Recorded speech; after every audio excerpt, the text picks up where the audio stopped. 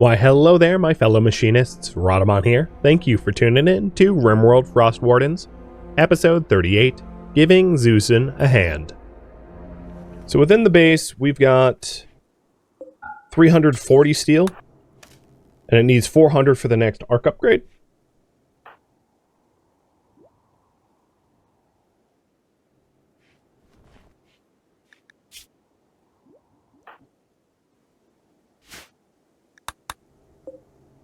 And then we only have 21 hours of fuel left for the arc. So I'm going to have someone move the drill for that. Maybe JD. Oh, Cardinal's already doing it.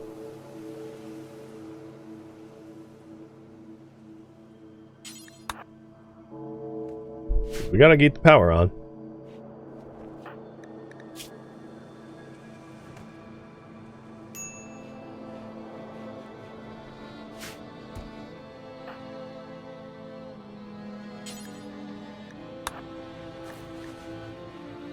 JD had a look change desire. Done. Cheers. And prosthetics is done. I'm gonna go back to advanced fabrication, because without advanced components, we're not really gonna make use of all that that bionics and higher level tech can supply. But in the meantime, making a prosthetic arm might be useful. I'm gonna suspend that for now, or rather the machining table's off. But once we have the arc upgraded, that will be the next project.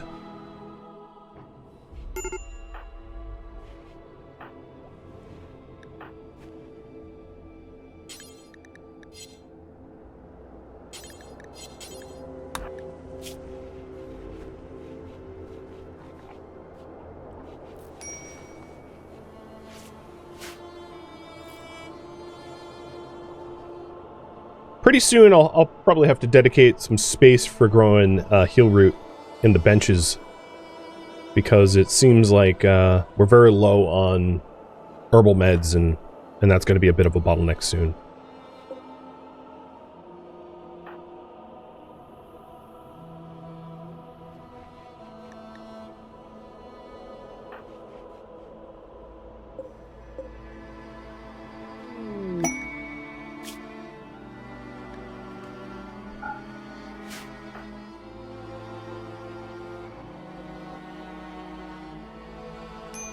All right, fish pick's starting to get segments of deep timber, and that will keep the power on. Mr. Stolpe, how's it going? It's going pretty well. No complaints. I mean, half the colony is sick, and we have crippling injuries, but you know that's like normal for us. What is deep timber? It's wood buried underground.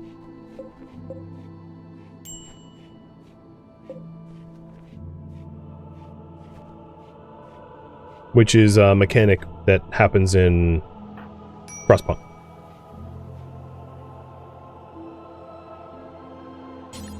Oh, interesting. Fish pick is...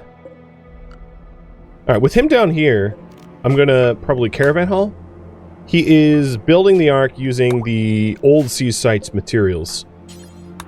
So I'm gonna load these components in, as well as the shells, and haul off,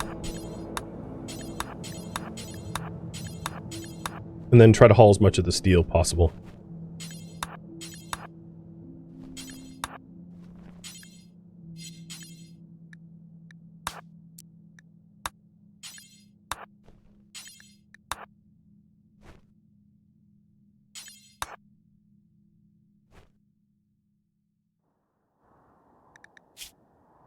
Cool. That's great.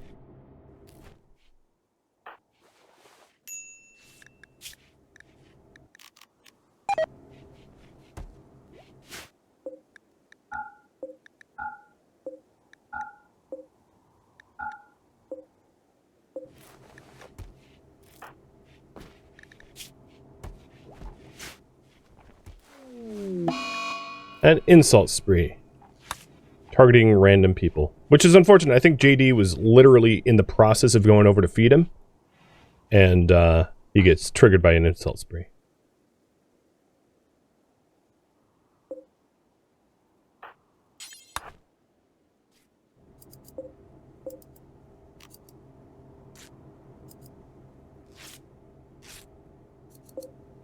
So between the steel that JD just hauled,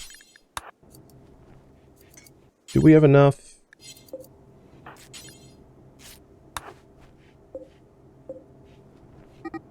Yes. We have enough steel in base. Oh, great. Now they're hitting each other. Cardinal, you're going to be tended without meds, as will Pierogi. Because I don't want to burn the rest of our meds tending to, like, little injuries.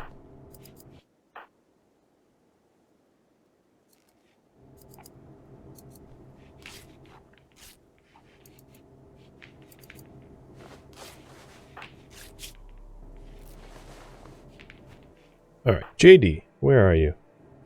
Hauling corpses?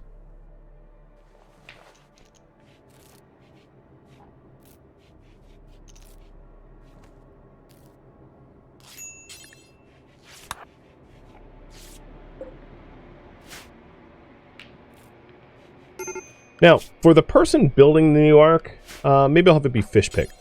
There is a bit of a risk of having it be Zuesin, given Zuesin's injuries. Axios is now immune. Good. And Cardinal's getting there. I mean, the rest of them are getting there, I mean. So 90%. I think for everybody else, it's going to be Dr. Care no meds. We're close enough to immune that we're fine. So the arc has been upgraded. It is now has the auto stoker, so it can contain more fuel and also produces a little bit more power. Priority. Next project. You can vote over my head. And in the meantime, I'm going to be making prosthetics.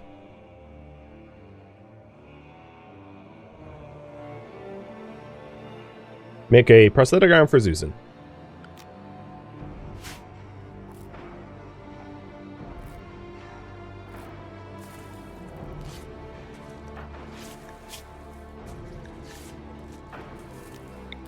I'll also preach health to Pierogi, because that will help with his wounds and his illness.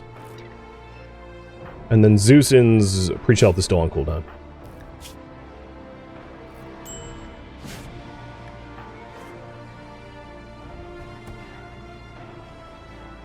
Ooh, I just saw medical 12. Nice. JD's medical skills have ascended. JD, before you go to sleep, I'm going to unrestrict you so that you can come down here and do a caravan haul. Although I'm a little worried about your mood. You know what? Scratch that. You're going to consume some insect jelly and relax. I don't need a mental break way out on the ice.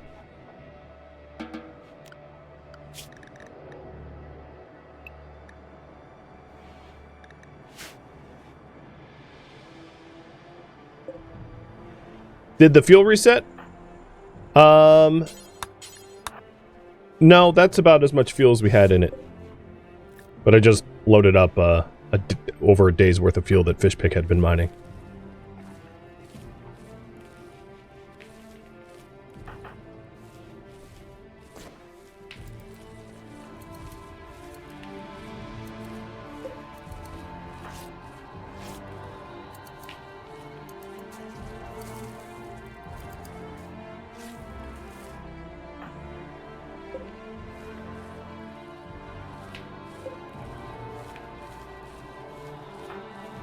So Axios, now that you have recovered, maybe you'll make the run down to the siege site? No, I'll still have JD do it. JD's mood is going up. He has a passion for this kind of work. He should be okay. Cheers. And it looks like we are going to improve defenses in preparation for automated turrets.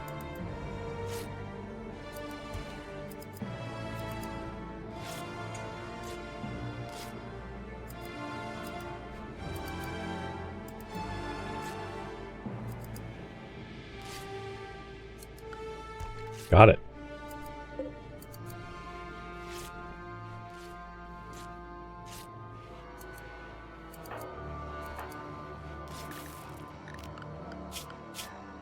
It is midnight, but I'm going to go for the siege site materials anyway.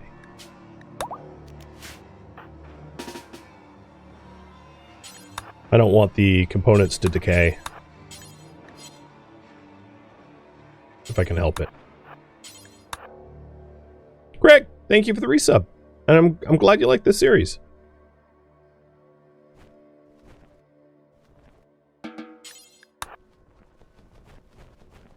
There's a lot more steel left down here that we need to haul back up. It's also worth noting that the next upgrade for the Ark requires us to burn 1,500 fuel in the Ark before being able to upgrade. So we can start saving up for the upgrade, but a lot more fuel will need to be burned prior.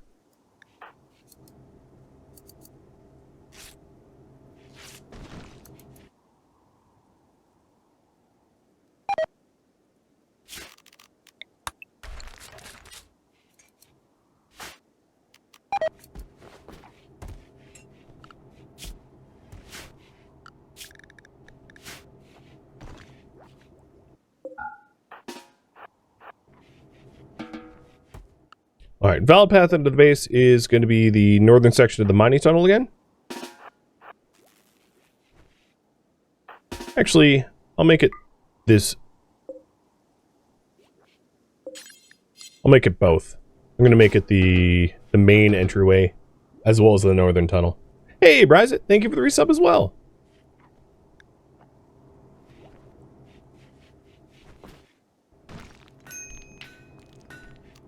And we are 8th day of spring. And I think now is as good a time as any to kick it to a voting session. So voting is in session, and here are the choices for voting session number 17.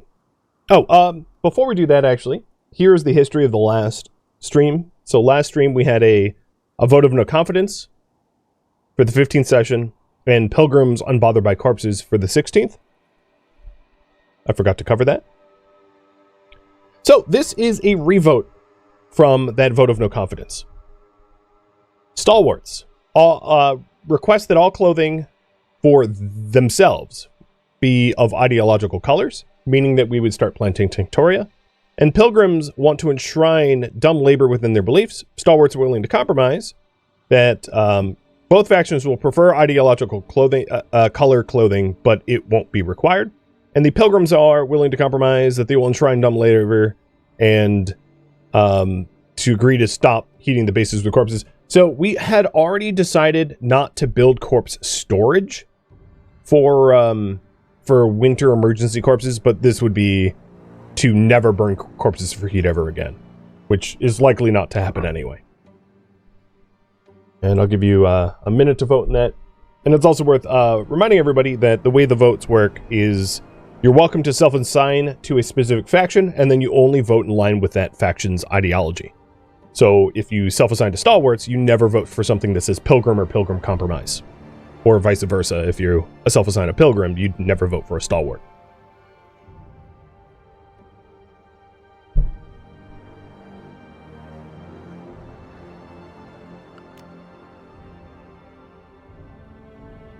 And that there is how it works.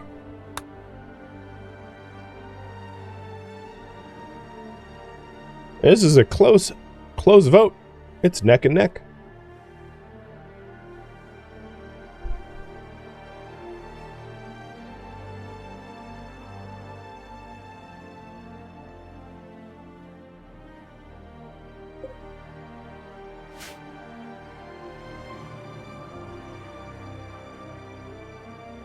And yet again,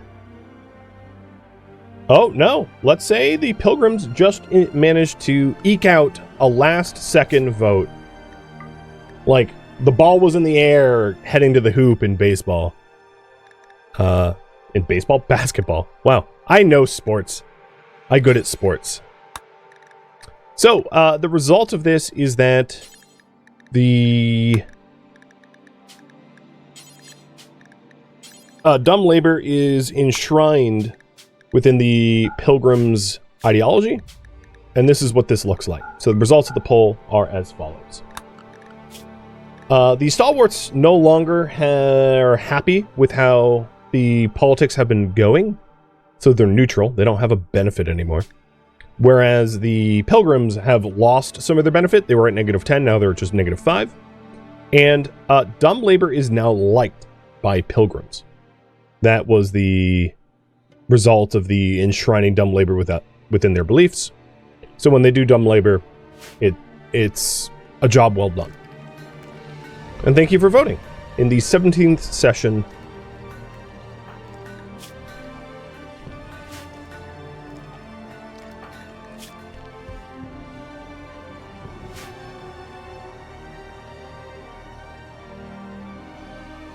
So we've got enough material now for prosthetic arm.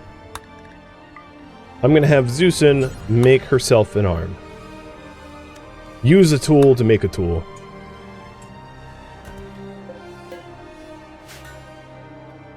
And then probably JD to be the one to actually install it.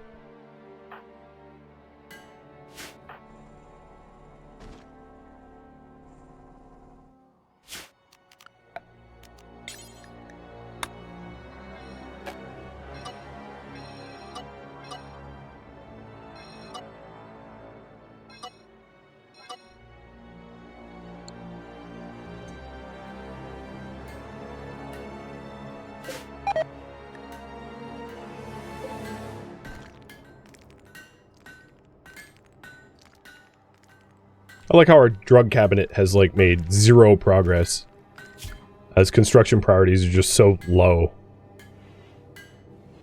I suppose Pierogi could be constructing. Oh, in that case, let's reset bed rest to 4.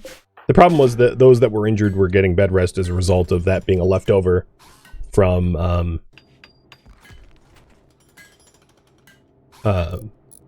leftover from being ill. And then they were like, oh, well, I'm injured. I'm going to just keep resting. That's not what we really want.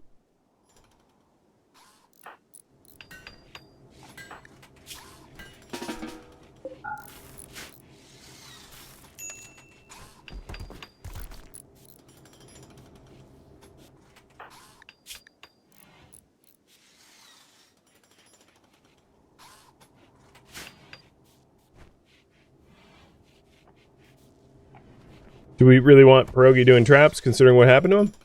Well, you know, you can't learn unless you try like that. Wow, Weird League wants to tell us to go somewhere that has a Doomsday Launcher. It's probably a trap. Speaking of traps, I don't trust it.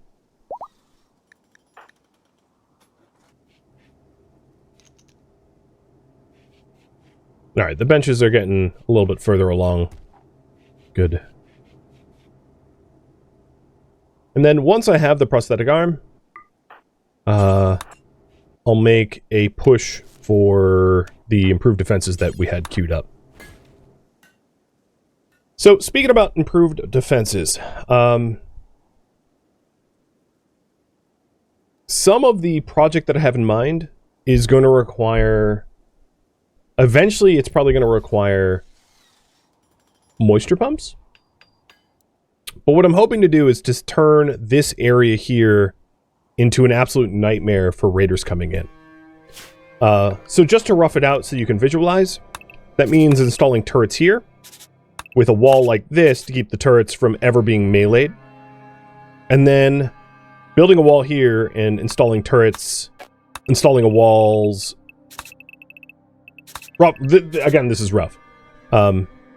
Installing walls here and turrets around here, so that turrets from this area and turrets from this area can fire into the middle. So anyone coming in gets fired on by turrets from 2 sides. while our defenders lie in wait. Ideally, I don't want to have to rely too much on automated defenses, because they're not exactly... Higher level ones aren't exactly free to fire. But I think at the very least, this will... this little project will allow our colonists some breathing room from larger raids.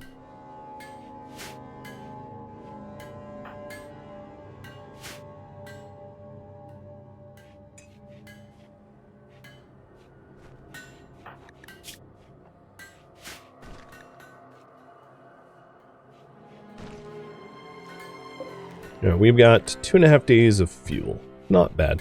I'll just keep at it.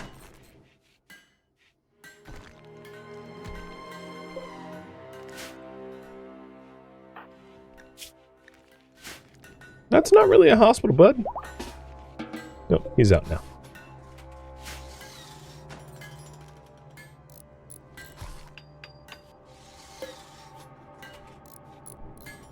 I guess we're about to do the surgery, so I might as well turn on the hospital bed lights.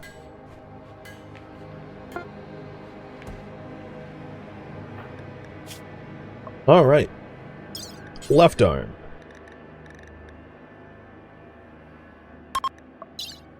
With real meds and JD, you're going to perform the surgery, but you need to clear your hypothermia first. So the two doctors could be Axios or JD. Actually, what are your... Yeah, definitely JD, because Axios has one eye. Or more or less one eye. It's not literally one eye, but it's... Oh, Madsen, how about you don't do that? Bit of a waste of medicine, but given that Madsen's medical skill is 5, I'm glad to have stopped Madsen in time. Yo, Wish, drop that.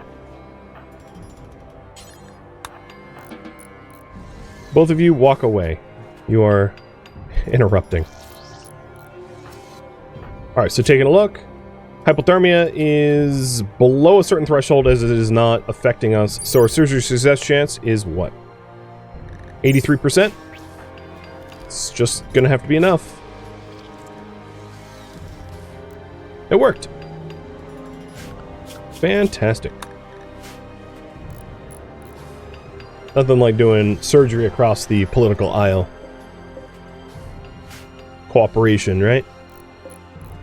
So you got 3 days arc fuel. And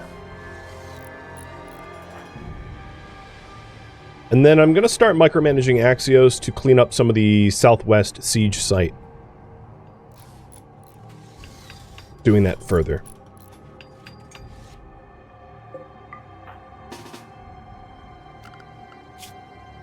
Which does indeed mean more caravan hauling, but needs to be done.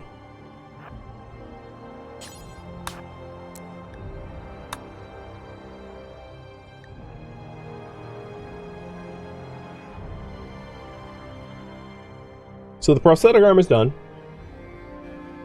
Current priority is build, improve defenses to prep for auto turrets.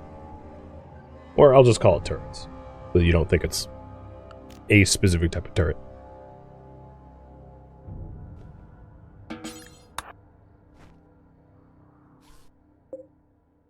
So what I'd like to do is to change this trap tunnel a little bit, meaning one of these traps aren't going to be necessary, and then have a retaining wall going around the water here. Really expensive project, but what this will allow, if we build a wall from this spot out, is it will geographically isolate this whole entire area, preventing raiders from getting in here, which means I can build turrets in this area, which will be inaccessible over land. It will need some bridge blueprints here, and the bridge is really the weak point, which is why moisture pumps are going to be necessary in the long run, so that we can have stonework rather than not stonework. Additionally, In order for myself to have access to this, it might be useful to have a door in this spot. 1, 2, 3, 5, 6. So maybe just 6 traps. So 1, 2, 3, 4, 5, 6. And I'll forego the traps that were here. I could always extend the trap tunnel down if I wanted to add more traps, but I'm fine with just 6 for now. And then the idea here will be likewise to build bridges. The other thing I might want to do is even if I build bridges here, I don't want enemies to be able to get close to the entryway quickly. And I think probably the easiest part of this project initially is going to be the section in this area. Because this is far less walls. So this will be the first part, where we build bridges here. Maybe like that.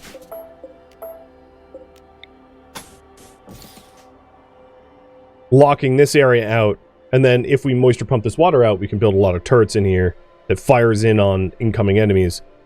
The only disadvantage to some of these projects, if you're wondering, and this should be pretty obvious, is that there's a line of sight disadvantage. So building turrets here and walls here means that the turrets can really only fire as the enemies are coming well within the walls.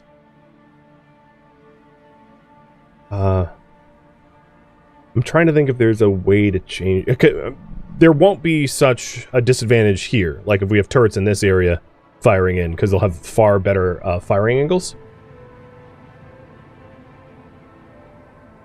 But at the very least, this is like good enough, I think, for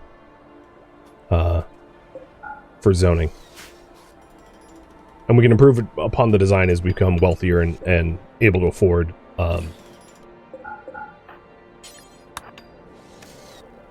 more stuff.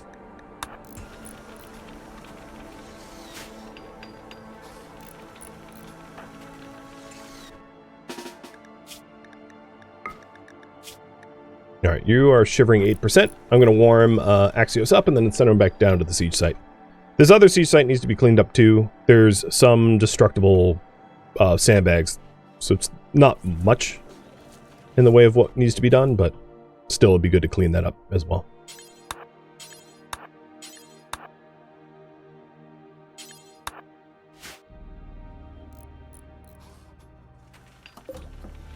And Woodfire Arc has 3 days of fuel. Perfect. And all of our iron mining has yielded a bunch of steel as well. For the smelter to get through.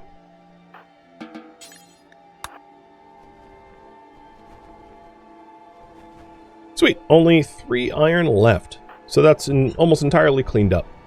There are some corpses that need burning. There's the corpses here, and then 2 of the corpses down there. So I'll forbid these for now. I'll get around to them. Maybe tomorrow?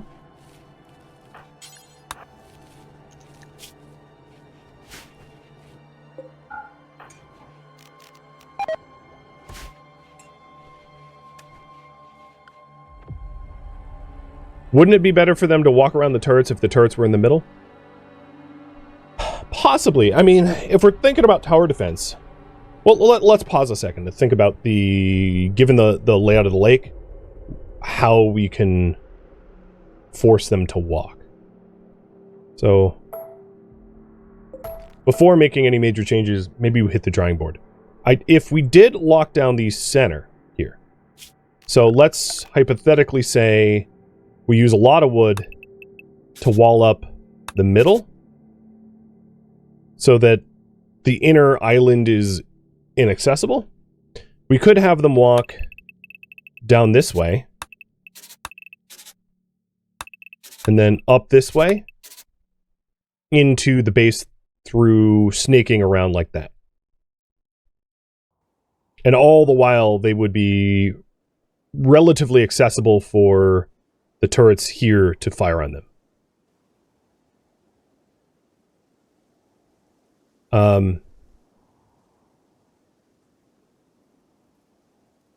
Yeah. I think that could work. It would mean that this corner is not particularly helpful, but that's fine. And then, in this case, what I would probably end up doing, if we did have the turrets in here moisture pumped, the ingress point for the kill box would be like a longer tunnel this way. So the turrets laid out here could fire in on oncoming enemies. And then as the enemies get within range, we could turn them on and off as needed through switches so that they continue their, like, death march.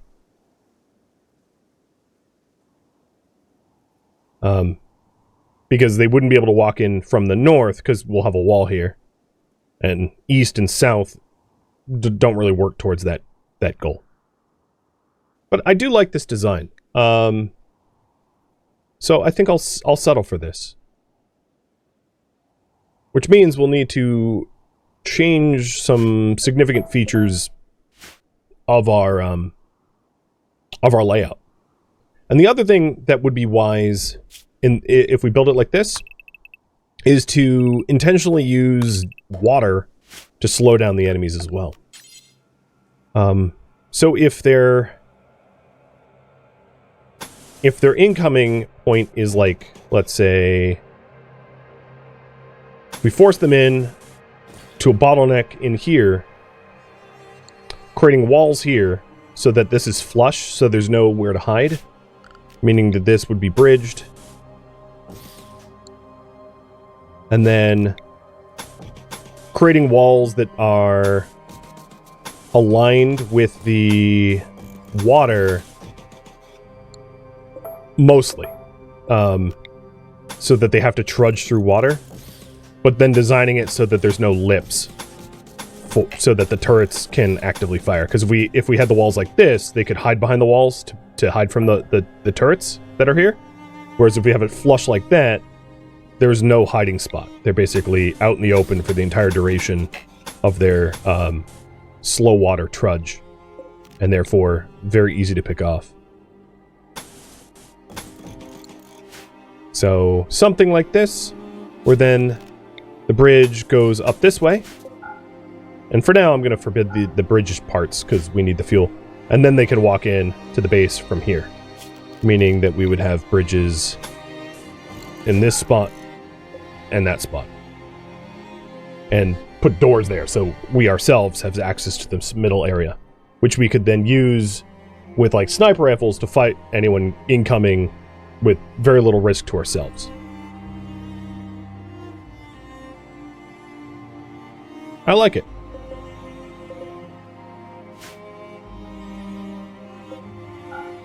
So I'm going to start working on the southern wall section, I guess.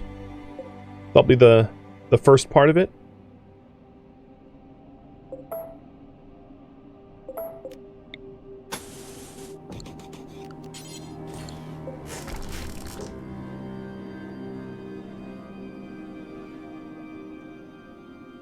I've never really built defenses quite like this, so I'm curious how it works.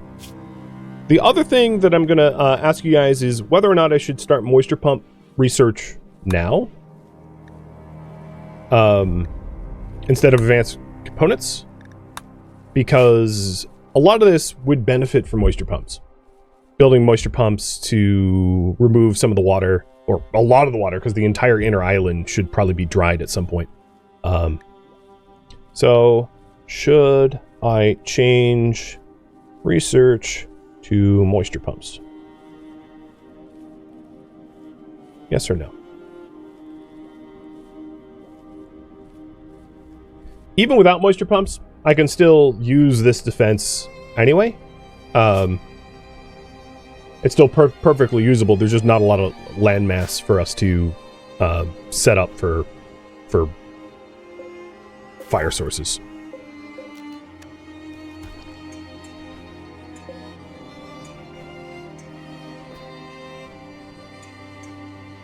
Nice. We're up to a very healthy 500 steel. I like that a lot. There's some other things that we can do with our steel. One thing I would like to do, as I had mentioned, is to probably also research at some point precision rifling so that we can make sniper rifles, because sniper rifles allows us to shoot at a lot of the enemies that don't have themselves sniper rifles, allowing us to pick off enemies that otherwise would be potentially very devastating for us. You guys think I should pivot to moisture pumps. Got it.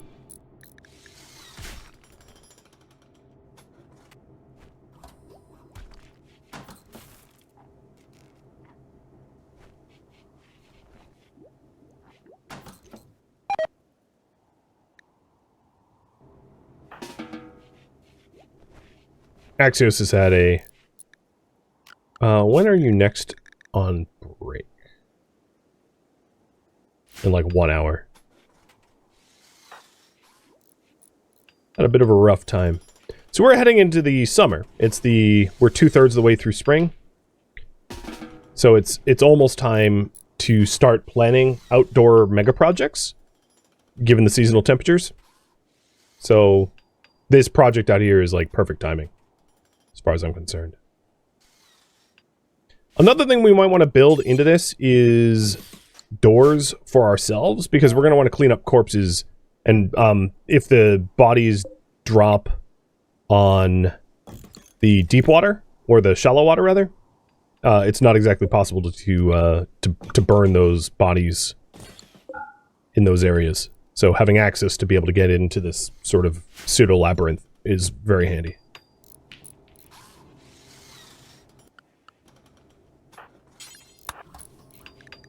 And Zuesin, you still have anesthesia, but already your manipulation is above where it was, which is good.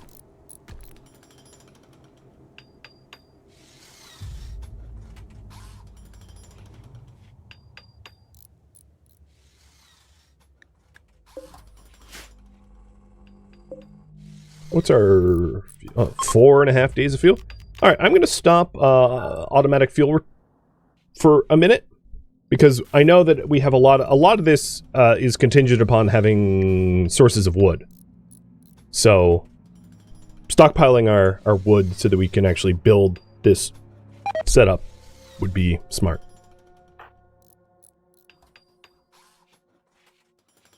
And then on top of that, all of our constructors have higher priorities doing other things, except for Pierogi. And Pierogi has enough like health problems that he's not really a super reliable constructor. Oh, no, he's pretty reliable.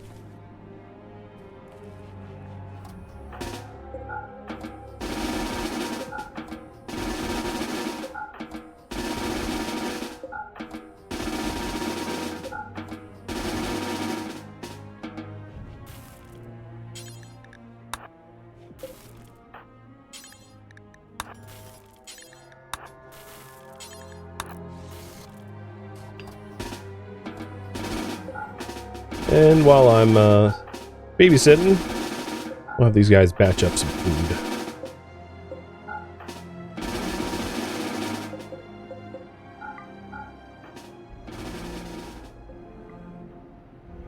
Thank you for tuning in to RimWorld Frostwardens, which originally streamed live on Twitch March 9th. If you have any feedback or questions for me, let me know in the comments below.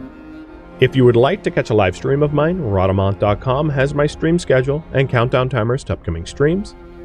If you would like to join my online gaming community on Discord, Rhadamant.com has a link to it, as does the description of this video.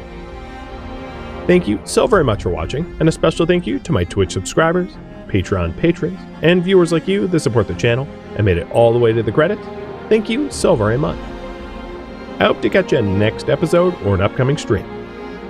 Farewell, my fellow stalwarts and pilgrims.